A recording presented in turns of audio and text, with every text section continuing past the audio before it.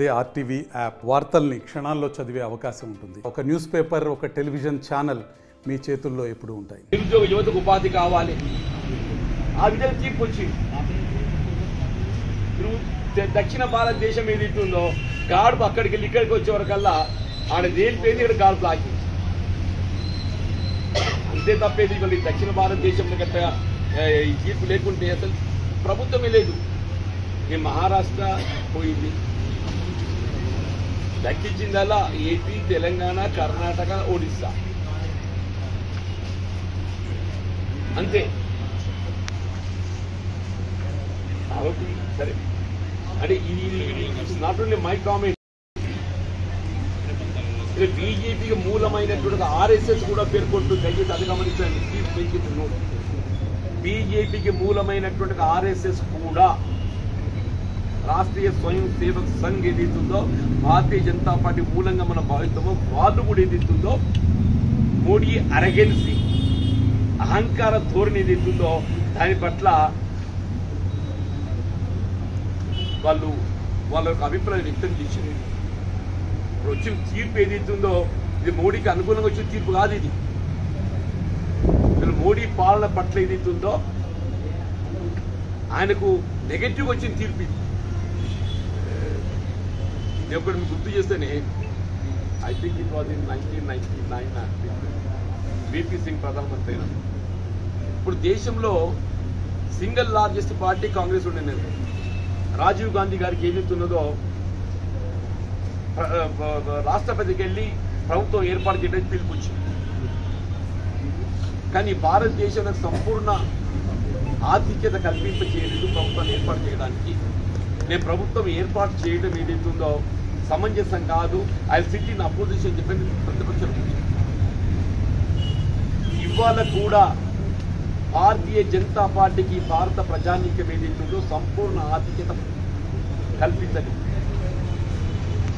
ఇవాళ కూడా భారత ప్రజానీకం భారతీయ జనతా పార్టీకి నరేంద్ర మోడీ గారి యొక్క ఆధ్వర్యంలో వారికి ఏదైతుందో సంపూర్ణ ఆర్థిక ప్రభుత్వం ఏర్పాటు చేయవలసిన కల్పించలేదు. దేవర్ షార్ట్ మిత్రపక్షాలతో ప్రభుత్వం ఏర్పాటు చేసింది.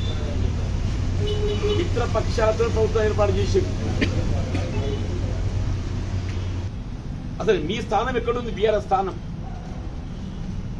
నువ్వు నన్ను గురించి అడుగుతున్నావు. నేను ఆశించిన పెద్ద పొందలేదు. కారణం ఏదైనా నేను పత్రికా ముఖంగా చెప్పాను.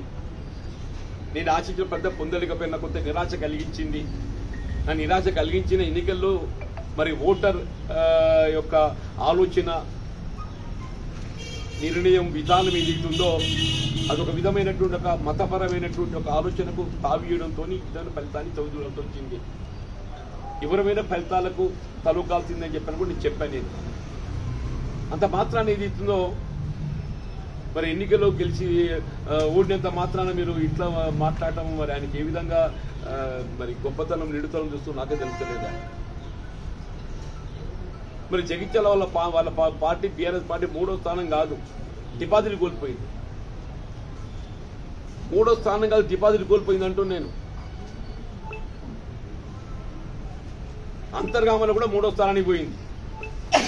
అది కాదు, అంతర్గామలో కూడా 3వ స్థానానికి పోయిందని చెప్పి అంటున్నాను. మరి దానికి ఏమంటారు? అంత మాత్రాన్ని మీరు శాతంలో కాకుండా పోతారా?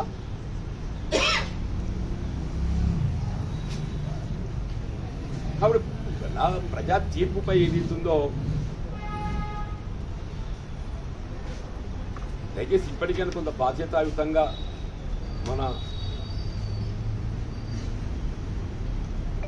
మన బాధ్యత నిర్వర్తిస్తే బాగుంటుంది చెప్పంటుంది. నెక్స్ట్ ఇవాళ జగిత్యాల పట్టణమే కానీ ఇతరత్ర కూడా చెప్పంటున్నా. అసలు బిల్డింగ్ నిబంధనలను అతిక్రమిస్తుంటే మనం బాధ్యతాయుతంగా ప్రజాప్రతినిధులు మనం బాధ్యతగా వాటిని చట్టాన్ని అమలు చేయబడే విధంగా చర్యలు చేపట్టాలి. వాడు ఎవడు అనేది కాదు, వాడు ఏ పార్టీకి అనుబంధం అనేది కాదు. పార్టీలకు అనుబంధం ఎంతమంది ఉంటారో 20% పార్టీకి అనుబంధం ఉంటుంది. 75% ఏ పార్టీకి సంబంధం లేని వాళ్ళు ఉంటారు. పార్టీకి అనుబంధం ఉంటే మనకి చట్టం వర్తించదా? నిబంధనలు వర్తిస్తాయా? మీకు ఎవరో జిల్లా కలెక్టర్కి అదే నివేదించి నేను ఇవాళ పట్టణంలో అనుమతులు లేకుండా కానీ అనుమతులు భిన్నంగా నిర్మాణాలు చేపట్టబడినటువంటి వారు ఎవరే కానీ నేను చెప్పట్లేదు. చట్టపరంగా చర్యలు తీసుకోవడమే కాదు, దానికి బాధ్యులైనటువంటి ఒక టోల్ ప్లాన్ డిపార్ట్మెంట్ చర్యలు తీసుకోవాల్సింది. My first demand is to take action against the concern department అంటుంది.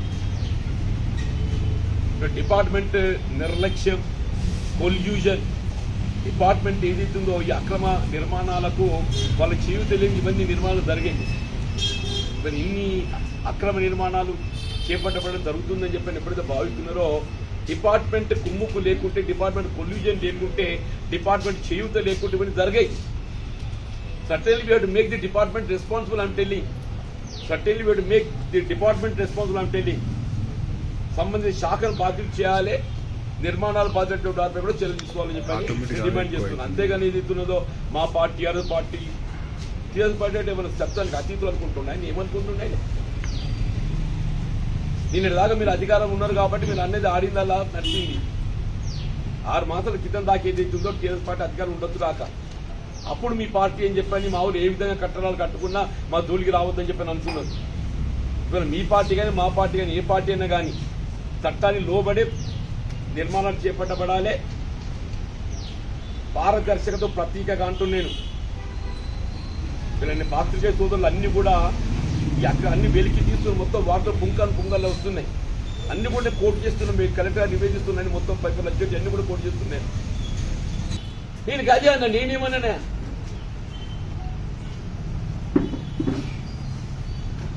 అంటే మున్సిపల్ నుంచి నలుగురు ఏదైతే మన మున్సిపాలిటీ అంటే మనం అది ఒక పారదర్శకతకు ప్రతీకగా నిలబెట్టాలి. దాన్ని పారదర్శకతకు ప్రతీకగా నిలబెట్టాలి.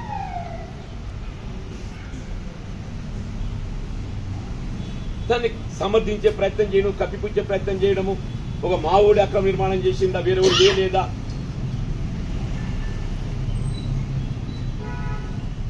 మీ ఓడైనా తప్పే ఎవడైనా తప్పే అంటే మీ ఓడైతే చర్య తీసుకోవద్దా? నాకు ఆశ్చర్యం, మీ కూడా చర్య తీసుకోవద్దా? లేకుంటే జీవన్ రెడ్డికి ఇన్నిసార్లు ఓడిపోయిండు, ఆయనకి ఎన్ని ఓట్లు వచ్చినాయి. మరి నేను ఓడితే మాత్రం ప్రజాస్వామ్యం లోపల పనిచేసేటువంటి ఒక నాకు హక్కు లేదని చెప్పంటే, ఈ ప్రజాస్వామ్యం లోపల ఏదైతే ఉందో ప్రజా సమస్యలపై స్పందించడానికి మరి చెప్పండి, ఎన్నికలు ఓడిపోయినప్పుడు పని చేయొద్దని చెప్పని. నా బాధ్యత లేదని చెప్పంటు నేను. ఏ పదవి హోదా లేనటువంటి సాధారణ పౌరుడు కూడా, ఏ పదవి హోదా లేని సాధారణ పౌరుడు కూడా ఈ ప్రజాస్వామ్యం లోపల ఏదైతుందో రాజ్యాంగబద్ధంగా ఎక్కడైనా అవినీతి అక్రమాలు పొరపాటు జరుగుతుంటే లేవనెత్తేట బాధ్యత, హక్కు ఎవరికైనా ఉంటుందని చెప్పంటూ నేను. ఏవైతే నిర్మాణాలు చేపట్టబడడం జరుగుతుందో వాటికి సంబంధించిన అంశం పైన నాకు మొన్న ఒక స్పెసిఫిక్ కాంప్లైంట్ నా దృష్టి రావడం జరిగింది. అంటే వాస్తవంగా జగిత్యాలలో ఈ టౌన్ ప్లాన్ నిబంధనలను అతిక్రమిస్తూ అనుమతులు లేకుండా కానీ, అనుమతులు పొందిన అనుమతులు భిన్నంగా కానీ నిర్మాణాలు చేపట్టబడుతున్నటువంటి పరిస్థితులలో కొంత ప్రజానికం ఎదుర్కొంటున్న ఇబ్బందుల దృష్ట్యా ఈ టౌన్ ప్లాన్ నిబంధనల ఉల్లంఘనకు కారకులు ఏదైతే డిపార్ట్మెంట్ పరంగా ఏదైతుందో నిర్మాణ సమయం లోపలనే వాటి అదుపు చేస్తే బాగుంటుంది. వాస్తవంగా చెప్పండి, నిర్మాణ సమయంలో అదుపు చేయబడలేకపోతే కారణము టౌన్ ప్లాన్ విభాగం చెప్పండి. దీనికి సంబంధించి పలు పత్రికల్లో వివిధ రకాలైనటువంటి ఆరోపణలు రావడం జరుగుతుంది. పలు శాఖలు అంటే మున్సిపల్ పట్టణ మున్సిపల్ పరిధిలో ఏదైతున్నదో ఏ విధంగా అవినీతి కానీ అవకతవకలు చోటు చేసుకుంటున్నాయి, రకరకాల స్టోరీస్ వస్తున్నాయి. చాలా పత్రికలు వచ్చినాయి, దాదాపు అన్ని పత్రికలు కూడా వస్తున్నాయి చెప్పండి.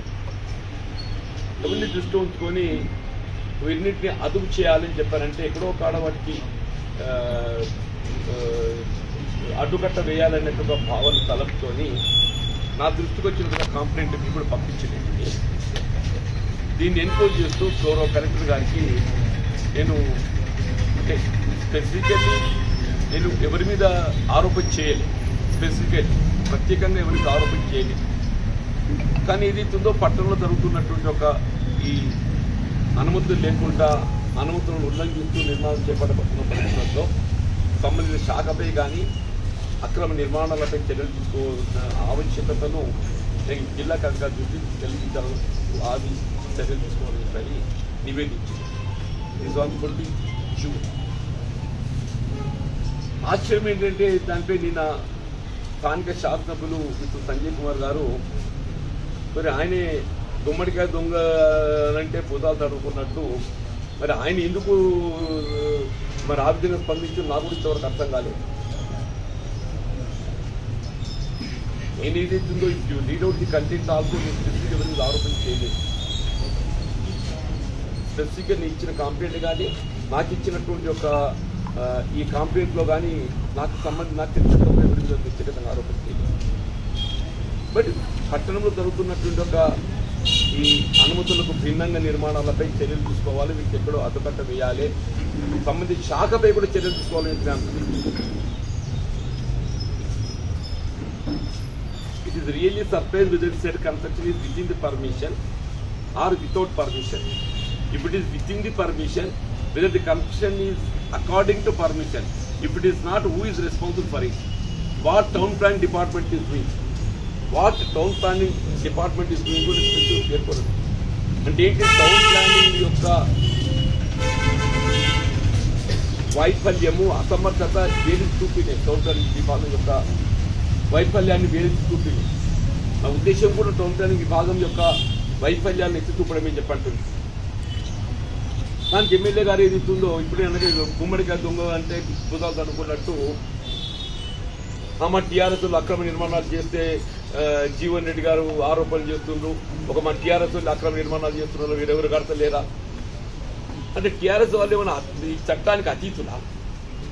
మరి ఏం సందేశం ఇవ్వదలుచుకున్నారు ఎమ్మెల్యే గారు? ఎమ్మెల్యే గారు ఏం సందేశం ఇవ్వదలుచుకున్నారు? టీఆర్ఎస్ పార్టీ అంటే చట్టాలకు అతీతులు అని చెప్పి అంటున్నాను. Whether TRS, Congress or any party, ఏ రాజకీయ పార్టీకి అనుబంధం ఉన్నా లేకున్నా సంబంధం లేదు. ఎవరైనా నిబంధనలు పాటించాలి,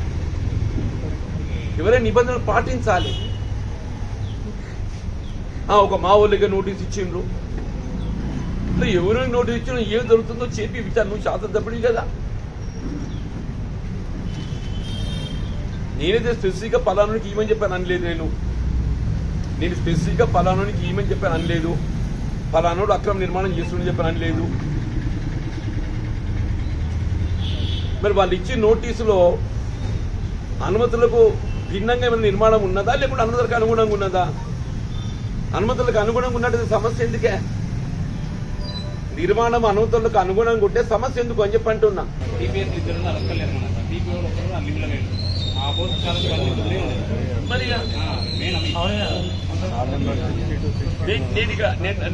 what town plan department is doing అన్న నేను అంటున్నాను. దయచేసి నాకు కాపీ ఇచ్చిన మీకు what town plan department is doing అన్న నేను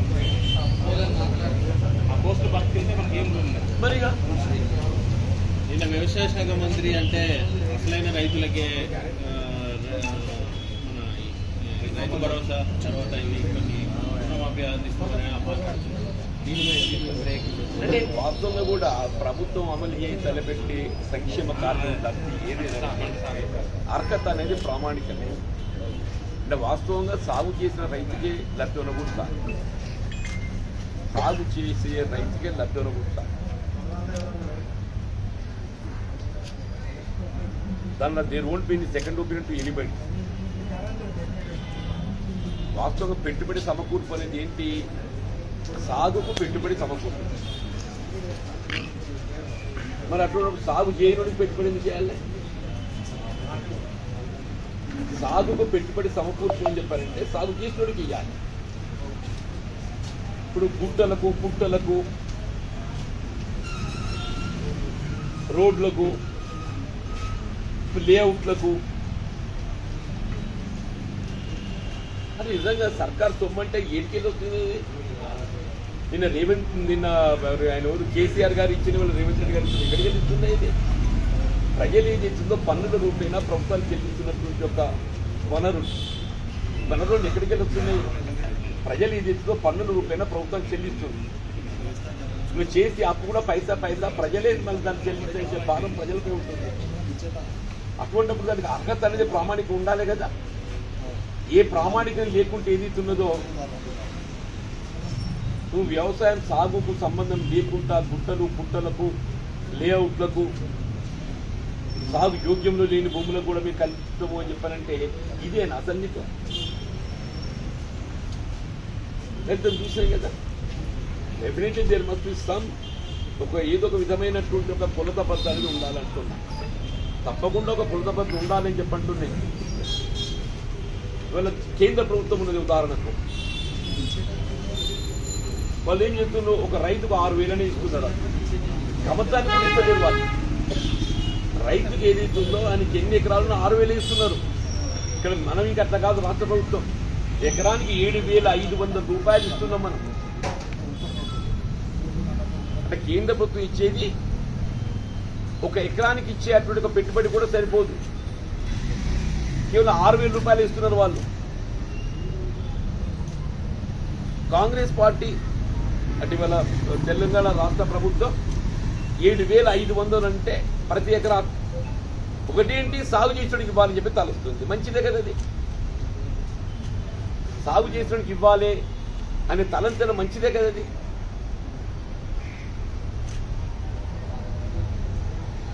కేంద్ర ప్రభుత్వం ఉన్నదే. ఇప్పుడు అదే పెద్ద పెద్ద అంబానీ అదాని లాంటి వారికి ఏదైతే ఉందో లక్షల కోట్లు వాళ్ళకు వెసులుబాటు కల్పించింది, రుణమాఫీ చేసింది. 16 lakh crore 16 లక్షల కోట్ల వాళ్ళకు రాయితీ కల్పించిందా దేశంలోని బడా పెట్టుబడిదారులకు. సాధారణ రైతాంగానికి ఏదైతుందో అంత కొడితే 4 కోట్ల కంటే ఎక్కువ కాదు, 4 లక్షల కోట్ల కంటే ఎక్కువ కాదు అంత కొడితే. మనం ఒకసారి మనం పార్లమెంట్ ఎన్నికల ఫలితాలు మనం గమనిస్తే పంజాబ్ రైతాంగం ఏదైతుందో అక్కడ నిజంగా ఇంత చైతన్యం కదా అని చెప్పంటే వాళ్ళ తీర్పు వీళ్ళ ఈ కేంద్ర ప్రభుత్వానికి నరేంద్ర మోడీ గారికి ఒక కనువిప్పు కావాలి. వీళ్ళ పంజాబ్ రాష్ట్ర ప్రజానీకం ఓటర్లు ఇచ్చిన తీర్పు ఏదైతుందో అది కేవలం పంజాబ్ రాష్ట్రానికే పరిమితమైన తీర్పుగా కాకుండా ఈ దేశంలో గత దశాబ్ద కాలం అవలంబించిన రైతు వ్యతిరేక విధానాలకు నిదర్శనంగా తీర్పిచ్చింది. రైతు వ్యతిరేక విధానాలకు నిదర్శనంగా తీర్పిచ్చిందని చెప్పండి. దీంతోనైనా కనీసం మరి గౌరవ ప్రధానమంత్రి మోడీ గారికి కనువిప్పు కావాలని చెప్పంటుంది.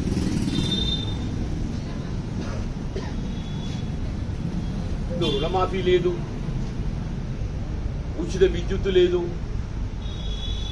పెట్టుబడి సహాయం లేదు, ఎకరానికి చొప్పున కమతంతో ఏదో గంపగుత్త ఎకరానికి రైతుకు 6,000 పెట్టేసిండు. మొత్తం రైతులను ఎత్తేసిండు.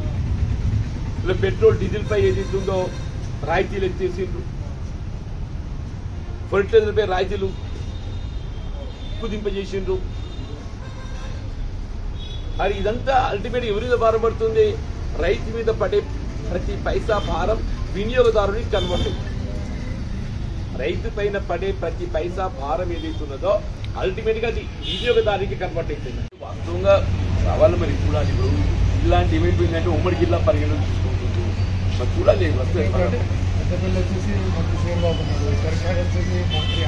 మనకు ఆల్రెడీ లక్ష్మణ్ గారు ఆల్రెడీ ప్రభుత్వ వీపు ఉన్నాడు, ఆది శ్రీనివాస్ గారు అక్కడ ప్రభుత్వ వీపు ఉన్నాడు. మరి వాళ్ళ కొత్త బదులు ఎట్లుంటాయి, వాళ్ళ కొత్త బదులు ఎట్లుంటాయో రావాలని ఆకాంక్షిద్దాం.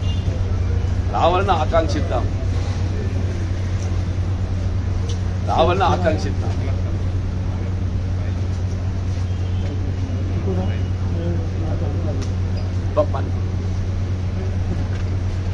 మరిన్ని వీడియోస్ కోసం ఛానల్ ని సబ్స్క్రైబ్ చేయండి. లేటెస్ట్ అప్డేట్స్ కోసం వాట్సాప్ ఛానల్ ని ఫాలో చేయండి. అండ్ లింక్ డిస్క్రిప్షన్ లో ఉంది.